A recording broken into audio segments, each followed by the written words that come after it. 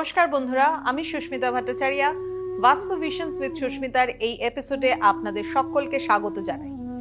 Flat কিনেছেন, হয়তো মনে করেছেন বাস্তুসম্মতই কিনেছেন, দেখে দেখে, কোথা থেকে, নেট থেকে দেখে দেখে বা ইউটিউবে সার্চ করে একটুখানি দেখে নিলেন, সেই হিসাবে হয়তো ফ্ল্যাট কিনলেন। বাট ফ্ল্যাট কেনার পরে অদ্ভুত অদ্ভুত সমস্যা আপনার আসছে, তাই তো? সেক্ষেত্রে যারা এখনো পর্যন্ত কেনেননি বা যারা অলরেডি এই ধরনের প্রবলেমের মধ্যে ফেসে রয়েছেন, তাদের জন্য কিন্তু অবশ্যই বলবো আজকের এই ভিডিওটা ভালো করে মন দিয়ে শুনুন। ফ্ল্যাট হয়তো আপনার কোন দিকে কিচেন থাকার কথা, কোন দিকে টয়লেট থাকার কথা, সেগুলো চিন্তা ভাবনা করে ফ্ল্যাট কিনেছেন। বাট ফ্ল্যাটের মধ্যে কোনো এক্সটেনশন আর রিট্রাকশন আছে কিনা সেটা কি জানেন? অর্থাৎ বর্ধিত অংশ, কোনো কর্নার যদি বর্ধিত হয়ে যায় তাহলেও কিন্তু সাংঘাতিক বাস্তুদোষ তৈরি হয়।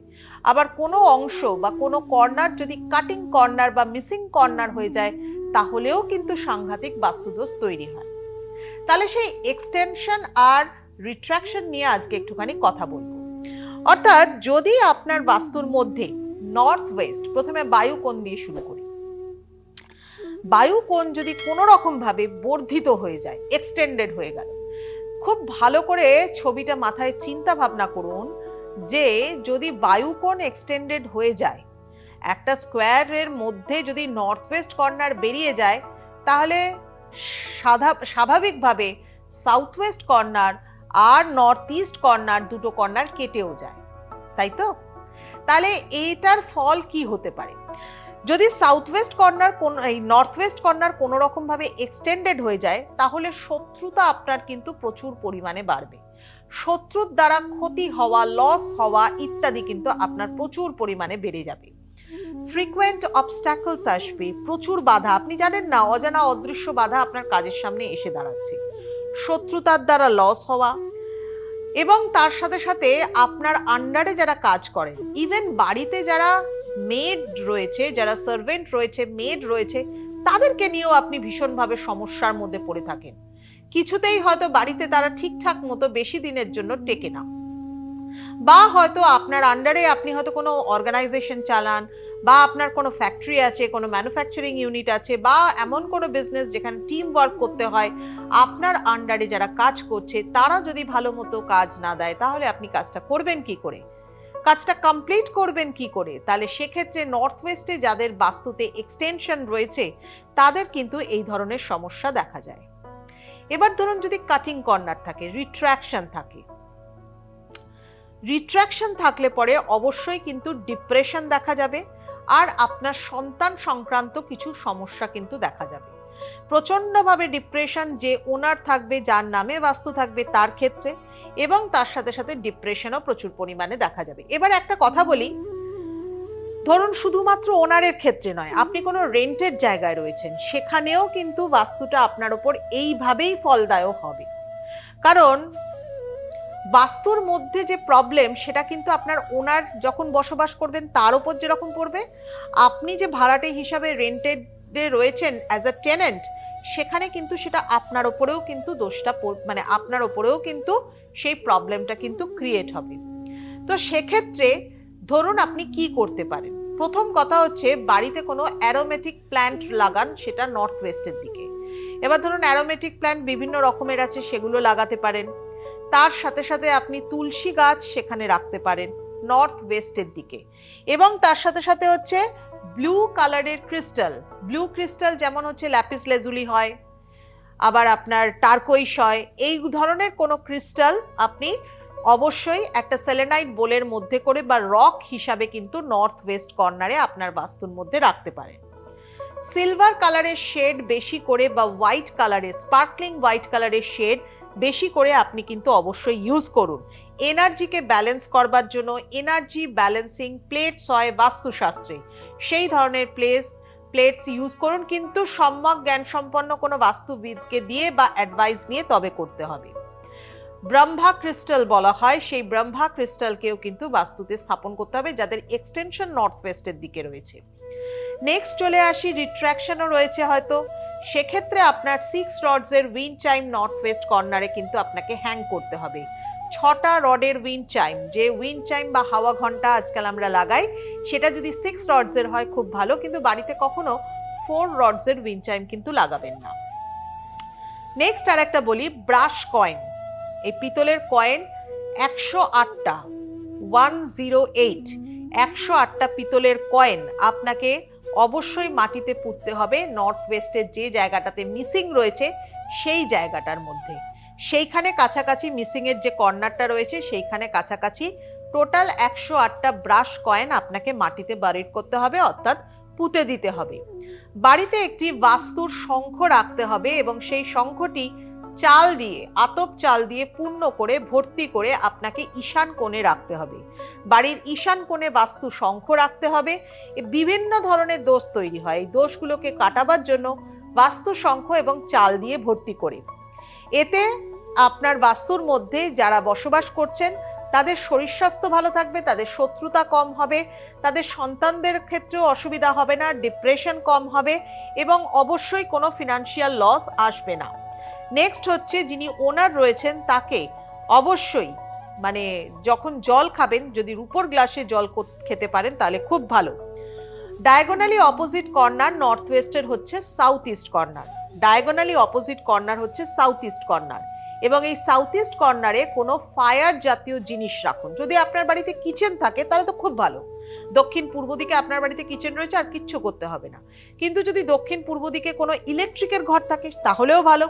কিন্তু যদি এগুলো না থাকে তাহলে যদি দক্ষিণ পূর্ব দিকে কোনো বেডরুম রয়েছে বা কিছু রয়েছে, এমন কোনো ডেকোরেটিভ পিস রাখুন বা এমন কোনো জিনিস রাখুন যেটা ফায়ার এলিমেন্টকে রিপ্রেজেন্ট করে, এই রকম ধরনের কোনো জিনিসকে রাখুন। এর সাথে সাথে আপনি একটি কপারের পিরামিড রাখতে পারবেন। দেখুন, অনেকেই হয়তো জানে না জিনিসটা, পিরামিড শব্দের অর্থ কি। পিরামিড, পিরা শব্দের অর্থ হচ্ছে অগ্নি, আর মিড শব্দের অর্থ হচ্ছে মধ্যিখানে, অর্থাৎ মধ্যিখানে অগ্নি, এই হচ্ছে পিরামিড শব্দের অর্থ। তাহলে এই মানে এটা একটা গ্রিক ওয়ার্ড থেকে এসেছে, পিরামিড।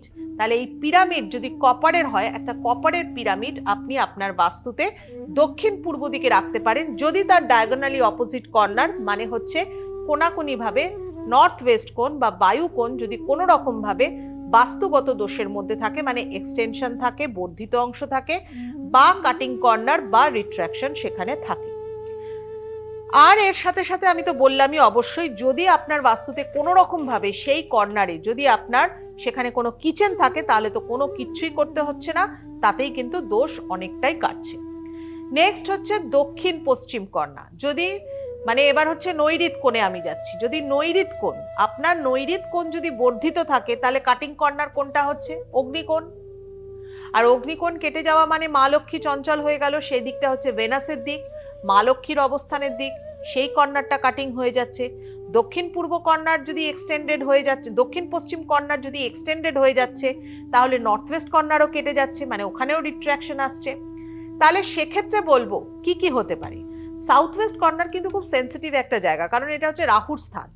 হেলথ ইস্যু যেরকম কোর্ট ম্যাটার্স, সেরকম প্রচুর পরিমাণে এই ধরনের প্রবলেম কিন্তু দেখা যেতে পারে যদি দক্ষিণ পশ্চিম অংশে বর্ধিত অংশ থাকে, অর্থাৎ এক্সটেনশন থাকে। এবং সব থেকে বড় কথা হচ্ছে মহিলাদের ক্ষেত্রেও কিন্তু ভীষণভাবে প্রবলেম ইত্যাদিও কিন্তু আসতে পারে যদি এক্সটেনশন দক্ষিণ পশ্চিমের দিকে থাকে, কারণ দক্ষিণ পশ্চিম ইউনিভার্সাল ফিমেল কর্নার বা মাদার কর্নার বলা হয়, ইউনিভার্সাল মাদার কর্নার দক্ষিণ পশ্চিম।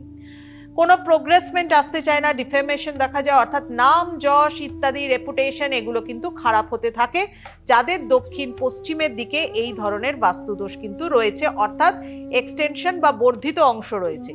যদি রিট্রাকশন থাকে, কাটিং কর্নার থাকে, তাহলে আনওয়ান্টেড এক্সপেন্স, যেটা প্রচুর মানুষের সমস্যা, অতিরিক্ত খরচা হয়ে যাওয়া, কিছুতেই খরচাটাকে কন্ট্রোল করতে পারেন না, বিজনেসের ক্ষেত্রে বিভিন্নভাবে লস, লিটিগেশন ইত্যাদি এগুলো কিন্তু আসতে পারে যদি সেই কর্নারে রিট্রাকশন থাকে।